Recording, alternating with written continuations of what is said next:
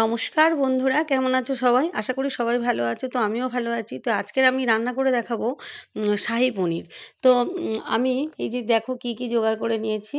এর মধ্যে একটু এর মধ্যে কিন্তু হলুদ গুঁড়োটা দেবো না আমি। তো প্রথমে আমি পনিরগুলোকে হালকা করে ভেজে নিয়েছি সাদা তেলে। তারপরে আমি কড়ার মধ্যে সাদা তেল দিলাম কিছুটা, তারপরে গোটা জিরে দিলাম, তারপরে হচ্ছে গোটা গরম মশলা, 4টে এলাচ, 4টে লবঙ্গ, কিছুটা দারচিনি স্টিক দিয়ে আমি ভালো করে মশলাটাকে একটু ভেজে নিয়ে তারপরে আমি টমেটো কুচিটা দিয়ে দিলাম। তো তোমরা চাইলে বন্ধুরা টমেটোটা পেস্ট করে দিতে পারো, কিন্তু আমি টমেটোটা খুব ছোট ছোট করে কুচি কুচি করে এর মধ্যে দিয়ে দিলাম। দিয়ে ভালো করে আমি একদম এটাকে কষিয়ে নেব। বেশ কিছুক্ষণ ধরে টমেটোটাকে ভালো করে আমি এর মধ্যে কষিয়ে নেব। টমেটোটা একদম গলে যাওয়া পর্যন্ত আমি কষিয়ে নেব। তো বন্ধুরা দেখো, এই যে শিলনোড়াতে কিন্তু আমি সমস্ত মশলাগুলো আজকে বেটে নিয়েছি, কারণ পনিরটা খুবই কম ছিল, খুব বেশি ছিল না। তো সেই জন্য আমি সমস্ত মশলাগুলো কম কম লাগবে বলে আমি সবই কিন্তু শিলনোড়াতেই বেটে নিয়েছি। তো আমি একটু চিনি দিলাম এর মধ্যে। এই শাহী পনিরে চিনি দিলে কিন্তু ভীষণ সুন্দর খেতে হয়। তো বন্ধুরা একটু চিনি দিয়ে ভালো করে আমি মশলাটাকে কষাতে থাকবো। তারপরে আমি এই যে 1 চামচ মতো শুকনো লঙ্কার গুঁড়ো এর মধ্যে অ্যাড করে দেবো। তো বন্ধুরা তোমরা চাইলে কাশ্মীরি লঙ্কার গুঁড়ো দিতে পারো। তো কাশ্মীরি লঙ্কার গুঁড়োটা আমি ব্যবহার করি না, আমি শুকনো লঙ্কার গুঁড়ো একটু দিলাম এর মধ্যে। কাঁচা লঙ্কা বাটাও তোমরা চাইলে দিতে পারো। তো আমি বন্ধুরা এর মধ্যে কাঁচা লঙ্কা বাটাও দিইনি, আমি শুকনো লঙ্কার গুঁড়োটাই ব্যবহার করেছি। কালারটা কিন্তু দুর্দান্ত হয়েছে।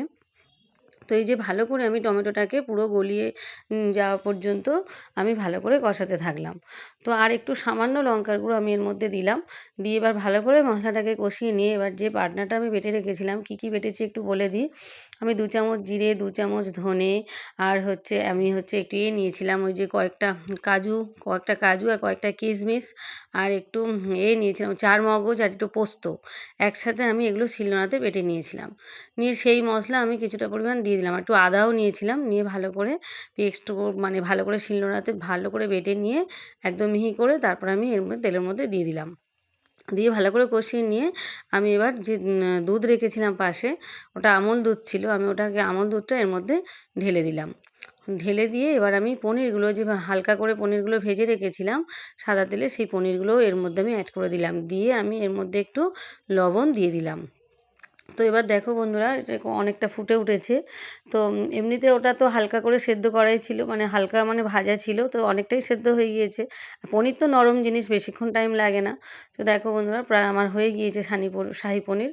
তো আমি এবার এর মধ্যে একটু গরম মশলার গুঁড়ো অ্যাড করে দিলাম। দিয়ে এর মধ্যে একটু কসুরি মেথি হাত দিয়ে ঘষে আমি এর মধ্যে অ্যাড করে দেবো। তোমরা চাইলে বন্ধু একটু ঘি দিতে পারো, আমি কিন্তু এর মধ্যে ঘি দিইনি, কসুরি মেথিটাই দিয়েছি। তো আমার শাহী পনির কিন্তু পুরোপুরি রেডি। তো তোমরা কে কীভাবে কোন পদ্ধতিতে করো একটু জানাবে। আমি তো এই পদ্ধতিতেই করি, দুর্দান্ত কিন্তু খেতে হয়েছে। আমার 2 মেয়ে, আমার হাজব্যান্ড সবাই বলল যে অসাধারণ খেতে হয়েছে এই শাহী পনিরটা। তো বন্ধুরা আমি একটুখানি ঝোল বেশি রেখেছি ভাত দিয়ে খাওয়ার জন্যে।